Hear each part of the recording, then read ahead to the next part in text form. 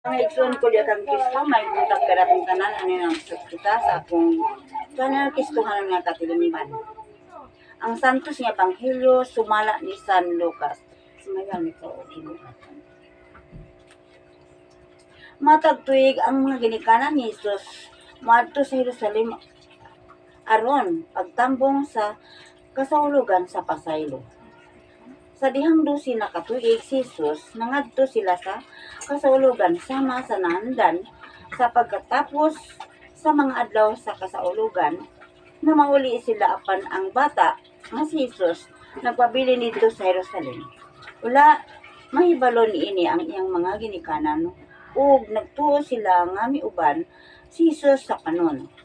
Sa nakalakat na sila duha ka adlaw, ipangita nila siya dito sa ilang mga paninti o mga higala. Apan wala siya nila hikaplagi busa, mibalik sila sa Jerusalem aron sa pagpangita kaniya.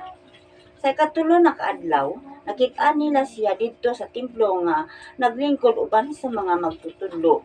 Amati kanila og nangutana. Ang tanan nga nakadungog kaniya nahibulong sa iyang maalamong mga tubag.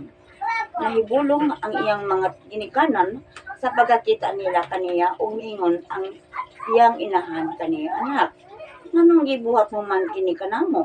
Ako ang imong amahan nabala ka kaayo nga nangita kanimo.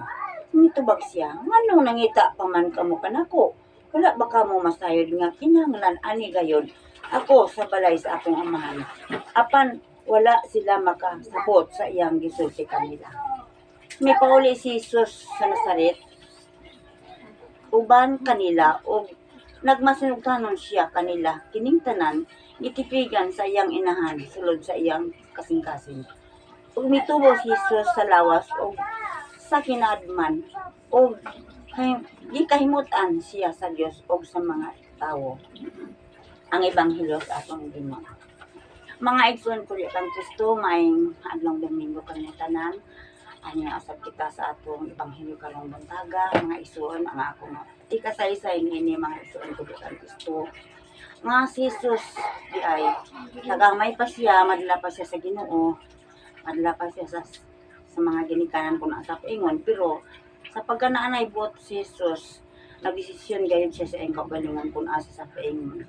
O akong ipahimangno sa tanang mga ginikanan nga ako nangandoy man gidunta ko nga na ako'y anak ng mga pari, pero wala man kong balampos. Apan kaninyo basig na inyong mga anak nga naiplano mga nga magpari, ayaw ninyo babagi, pasundin ninyo kay tinawag sila sa Dios.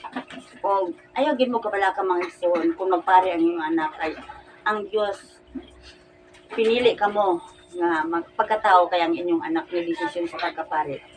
Og ayaw gid ninyo hunang-unaan ang inyong mga anak nga anak kanyo kanunay basta pare kana sila magpuyo gid sila sa kumbento, sa diocese ug ang ilang mga kauban, mga katawhan, ang ilang mga ginikanan, ang iyang mga igsuon mao na ang mga katawhan. Talagsan na lang gyud makabanding-banding mga igsuon kanatong mga ginikanan. So mao ra to kung pahimangno nga kun inyong mga anak magdesisyon sa pagkapari, ayaw gid babagi og bulahan gayud kamo nga ang inyong mga anak magplano sa pagkapari o pagkamadre.